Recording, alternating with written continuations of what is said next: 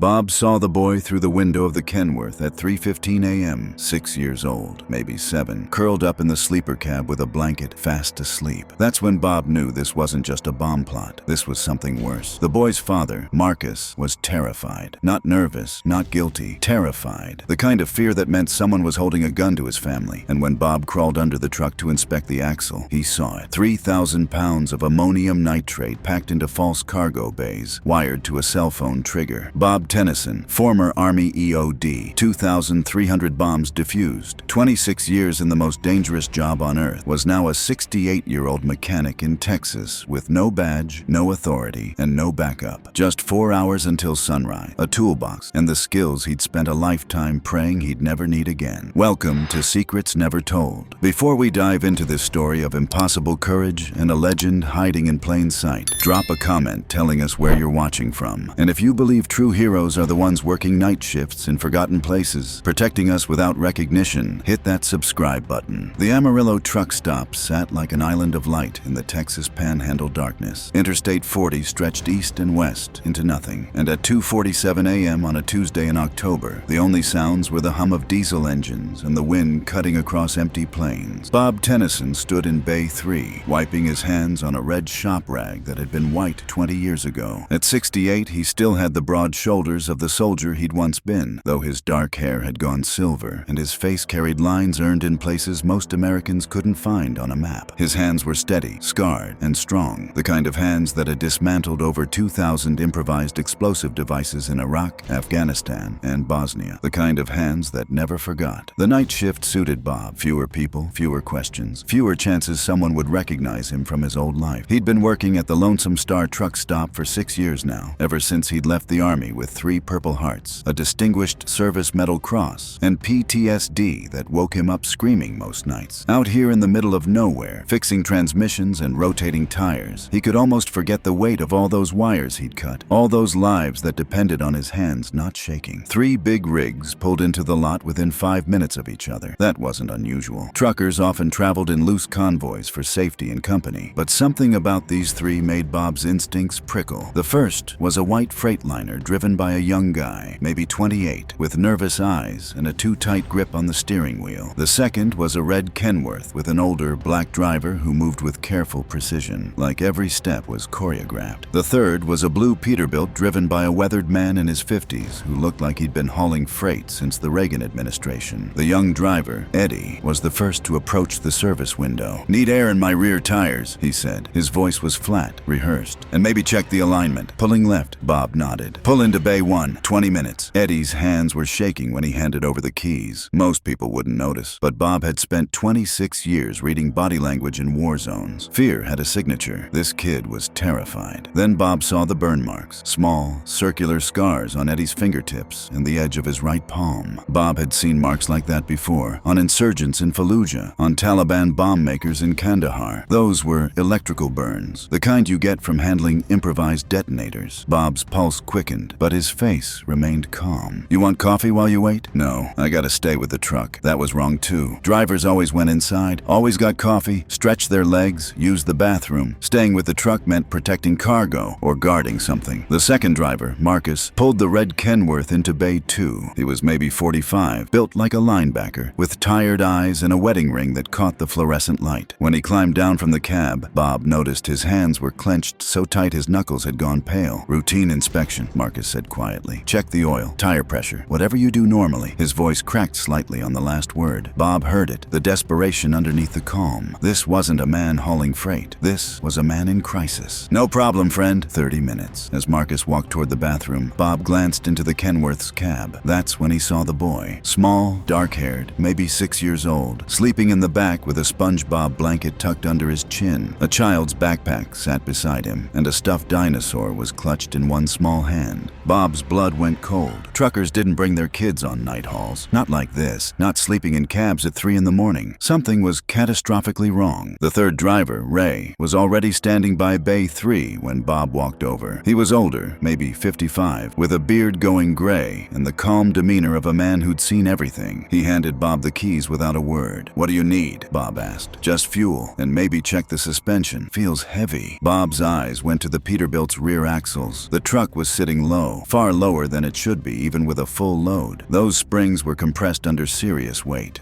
that wasn't listed on the manifest, clipped to the door. "What are you hauling?" "Agricultural equipment," Ray said smoothly. Too smoothly. Bob had heard that lie before. Agricultural equipment was code. In Iraq, it had meant weapons. Here, it meant something worse. Bob walked back to his tool bench and pretended to organize wrenches while his mind ran through the scenario. 3 trucks, 3 drivers who didn't fit, a terrified kid, burns from electrical work, chemical smells, overloaded suspension, and a convoy formation heading east on I-40 toward Dallas, where 15,000 people would gather at the convention center in 6 hours for the Southwest Tech Summit. Bob had defused enough vehicle-borne IEDs to recognize the pattern. This was a coordinated attack. 3 truck bombs, probably ANFO, ammonium nitrate fuel oil, the same explosive Timothy McVeigh used in Oklahoma City. Simple, devastating, and nearly impossible to detect until it was too late. His hands didn't shake as he grabbed a creeper and rolled under Eddie's Freightliner. He'd done this 1,000 times before, just in different contexts. Under Humvees in Baghdad, under supply trucks in Kabul, under vehicles that were designed to kill. The undercarriage was clean at first glance, but Bob knew where to look. He traced the frame rails, checked the welds, examined the fuel tanks. Then he saw it. A secondary compartment, welded crudely into the frame just behind the cab. It was painted black to blend in, but the welds were fresh. Amateur. Bob pulled out his flashlight and angled it into the gap. Ammonium nitrate. He could smell it, that sharp chemical tang that burned the back of your throat. And there, tucked against the inner wall, was the detonator. A cell phone taped to a blasting cap, wired into 50-pound bags of fertilizer stacked floor to ceiling. 3,000 pounds, maybe more, enough to level a city block. Bob rolled out from under the truck and stood slowly, wiping his hands on the rag like nothing was wrong. Eddie was watching him from 10 feet away, arms crossed, trying to look casual. Bob met his eyes and smiled. "Your alignment's fine. Just low tire pressure. I'll top you off." Eddie nodded, but his jaw was clenched. He didn't believe Bob, or maybe he was just scared Bob would find what he'd found. Bob moved to Marcus's Kenworth next. He worked methodically, checking fluid levels, inspecting belts, and then, when Marcus walked back from the bathroom, Bob rolled under the chassis. Same setup, same crude welds, same payload. 3,000 pounds of ammonium nitrate wired to a cell phone trigger, but this one was different. This one had a pressure switch attached to the driver's seat. If Marcus tried to run, if he didn't sit down within 60 seconds of the engine starting, the bomb would detonate remotely. Bob's chest tightened. Marcus wasn't a terrorist. He was a hostage, and the boy sleeping in the back was the leverage. Bob crawled out and found Marcus standing by the tire rack, staring at nothing. His eyes were red. He'd been crying. Bob walked over slowly, keeping his voice low. "What's your boy's name?" Marcus flinched like he'd been shot. "What? The kid in your cab. What's his name?" Marcus's face crumbled. "Elijah. His name is Elijah." "Where's his mom?" "They have her." Marcus's voice broke. "They took her 3 days ago. Said if I don't drive this truck to Dallas, if I don't do exactly what they say, they'll kill her. And if I try to run, if I call the cops, they'll kill Elijah too. They're watching. Right now. They're watching." Bob nodded. "I know." Marcus looked at him confused. "What?" "I know what you're carrying. I know what they're making you do. And I know they have your wife." Marcus stepped back, panicked. "Who are you? Are you one of them?" "No, I'm the guy who's going to save your son." Marcus stared at him, disbelief and hope colliding in his expression. "You're just a mechanic." "Not always," Bob said. 26 years. Army EOD. Explosive Ordnance Disposal. I've defused more bombs than you've driven miles. And I'm going to get you and Elijah out of this." Tears streamed down Marcus's face. "They'll know. They're watching the cameras." Bob glanced up at the security cameras mounted on the light poles. "Then we don't let them see anything unusual. You go inside, get coffee, act normal. I'll handle the rest." Marcus hesitated. "How?" "By doing what I've always done, one wire at a time." Bob moved to Ray's Peterbilt last. He already knew what he'd find, but he checked anyway. Same bomb, same setup. But Ray was different. Ray wasn't scared. He was calm, almost serene. Ray was a believer. Bob walked over to where Ray stood by the fuel pump. "Long haul tonight?" Ray smiled. "The longest." "Where you headed?" "Somewhere people will remember." Bob nodded slowly. "Dallas Convention Center, 8 a.m. Tech Summit, 15,000 people." Ray's smile faded. "How do you know that?" "Because I know what you're carrying, and I know what you're planning to do with it." Ray's hand moved toward his jacket, but Bob was faster. He grabbed Ray's wrist and twisted hard, forcing him against the truck. "Don't!" Ray struggled, but Bob was stronger. Decades of physical training still ingrained in muscle memory. He pulled a pistol from Ray's waistband and shoved it into his own cashmere jacket. You're going to walk into that diner, Bob said quietly, and you're going to sit at the counter. You're going to drink coffee and eat pie, and you're not going to move until I tell you to. Because if you do, if you make one wrong move, I will tell your friends that you tried to run, and they'll detonate all 3 trucks right here, right now, killing you, me, and that little boy sleeping in the Kenworth. Ray's face twisted with rage, but he nodded. Bob released him and stepped back. Go. Ray walked toward the diner, hands in his pockets, shoulders tight. Bob watched him disappear inside, then turned back to the trucks. 4 hours until sunrise. 4 hours until the convoy was supposed to leave. 4 hours to dismantle 3 bombs without anyone noticing. Bob grabbed his toolbox and went to work. The first bomb, Eddie's Freightliner, was the easiest. The detonator was basic, almost crude. A Nokia burner phone taped to a blasting cap with electrical tape. Bob disconnected the blasting cap first, snipping the wires with needle-nose pliers, then removed the phone and pocketed it. The ammonium nitrate was still dangerous, still explosive, but without a detonator it was just inert fertilizer. He worked quickly, methodically, the way he'd been trained. No wasted movements, no hesitation. Eddie was inside the diner now, sitting at a booth, watching through the window. Bob made a show of checking the truck's exhaust system, lying on his back under the chassis, doing normal mechanic work while his hands moved through the bomb's components like a surgeon. 30 minutes later, the first truck was clear. Bob moved to Marcus's Kenworth. This one was harder. The pressure switch meant the bomb was live as long as the seat sensor detected weight. If Bob removed the detonator while Marcus was in the truck, it might trigger. If Marcus left the truck for too long, the people watching might get suspicious. Bob needed a solution. He walked into the diner and found Marcus sitting at the counter, staring at a cup of coffee he hadn't touched. I need you to do something for me, Bob said quietly. In 5 minutes, you're going to go back to your truck. You're going to climb in, sit down, and start the engine. Then, you're going to turn it off and go to the bathroom again. Can you do that? Marcus nodded, confused but trusting. Good. When you sit down, the sensor will reset. That gives me a 60-second window before the secondary trigger activates. I'll have the detonator out in 45 seconds. Marcus looked at him, eyes wide. Are you insane? Probably, but I've done this before. 5 minutes later, Marcus climbed into the Kenworth, sat down, started the engine, then shut it off and walked back to the diner. Bob was already under the truck, tools in hand. The moment the engine cut, he had 60 seconds. He moved fast, located the detonator housing, opened the panel, traced the wires. 2 leads, one to the cell phone, one to the pressure sensor. He cut the phone wire first, then the sensor wire. 30 seconds left. He pulled the blasting cap free, tucked it into his pocket, and rolled out from under the truck. 58 seconds total. Bob stood, wiped his hands, and gave Marcus a thumbs up through the diner window. 2 down, 1 to go. Ray's Peterbilt was the most dangerous. Ray was a professional. His bomb would be sophisticated, possibly booby-trapped. Bob approached it carefully, checking for secondary triggers, anti-tamper devices, anything that would detonate if disturbed. He found 3 failsafe, a motion sensor, a pressure plate, and a wireless dead man switch that would trigger if Ray's heartbeat stopped. This bomb was designed to be undisturbed. If Bob cut the wrong wire, if he moved too quickly, if Ray died or got arrested before the bomb was clear, the whole truck would explode. Bob needed leverage. He walked into the diner and sat down across from Ray at the counter. Here's the situation, Bob said quietly. I've already cleared the other 2 trucks. Your friends don't know it yet, but their plan is falling apart. Now you have 2 choices. You can cooperate, help me disarm your truck, and maybe walk away from this alive. Or you can stay silent. I'll cut the wrong wire, and we'll both die in a fireball that takes out half this truck stop.